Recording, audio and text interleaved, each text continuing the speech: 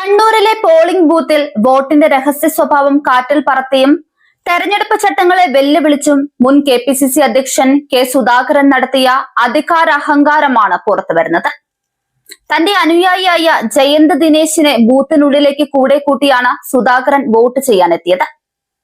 തെരഞ്ഞെടുപ്പ് കമ്മീഷന്റെ കർശന നിയമങ്ങളെ ലംഘിച്ചുകൊണ്ടുള്ള ഈ നടപടി ജനാധിപത്യത്തോടുള്ള വെല്ലുവിളിയാണെന്ന് ആക്ഷേപം ഉയർന്നു കഴിഞ്ഞു. സാധാരണ നിലയിൽ പരസഹായം ആവശ്യമുള്ള ശാരീരിക അവശതയുള്ളവർക്ക് മാത്രമേ ബൂത്തിനുള്ളിൽ സഹായി അനുവദിക്കാനാവൂ എന്നാണ് ചട്ടം. എന്നാൽ പൂർണ്ണ ആരോഗ്യവാനായ കെ സുധാകരൻ ഗുണ്ടാ സ്റ്റൈലിൽ തന്റെ അനുയായിയും കൂട്ടി വോട്ടിംഗ് മെഷീന് മുന്നിലേക്ക് ഇരച്ചു കയറുകയാണുണ്ടായത്. വോട്ടിന്റെ രഹസ്യ സ്വഭാവം ഇല്ലാതാക്കുന്ന ഈ നടപടി തെരഞ്ഞെടുപ്പ് അട്ടിമറിക്കാനുള്ള കോൺഗ്രസിന്റെ കുൽസിത നീക്കത്തിന്റെ ഭാഗമാണെന്ന് രാഷ്ട്രീയ നിരീക്ഷകർ പറയുന്നുണ്ട്.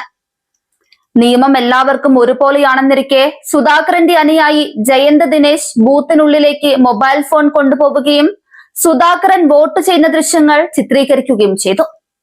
ഇത് വോട്ടിംഗ് രഹസ്യ സ്വഭാവത്തിന്റെ ലംഘനം മാത്രമല്ല, തെരഞ്ഞെടുപ്പ് പ്രക്രിയയെ തന്നെ അശുദ്ധമാക്കുന്ന നടപടിയാണ്.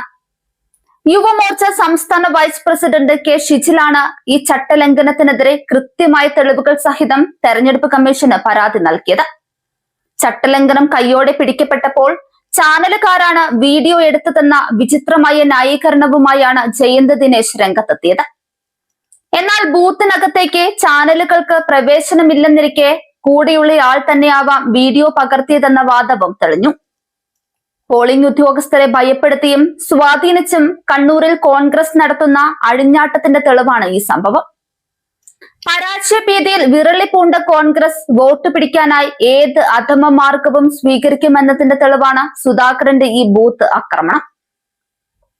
സാധാരണക്കാരനായ വോട്ടർക്ക് മൊബൈൽ നിരോധിച്ചിട്ടുള്ള ബൂത്തിൽ സുധാകരനും സംഘത്തിനും എന്തും ചെയ്യാമെന്ന അവസ്ഥ വരുന്നത് തെരഞ്ഞെടുപ്പ് ഉദ്യോഗസ്ഥരുടെ വീഴ്ചയാണെന്നും ആരോപണമുണ്ട്. സുധാകരനെതിരെ കർശനമായ ക്രിമിനൽ നടപടികൾ സ്വീകരിക്കണമെന്നും അദ്ദേഹത്തെ തെരഞ്ഞെടുപ്പ് പ്രക്രിയയിൽ നിന്ന് മാറ്റി നിർത്തണമെന്നുമാണ് BJPയുടെ ആവശ്യം.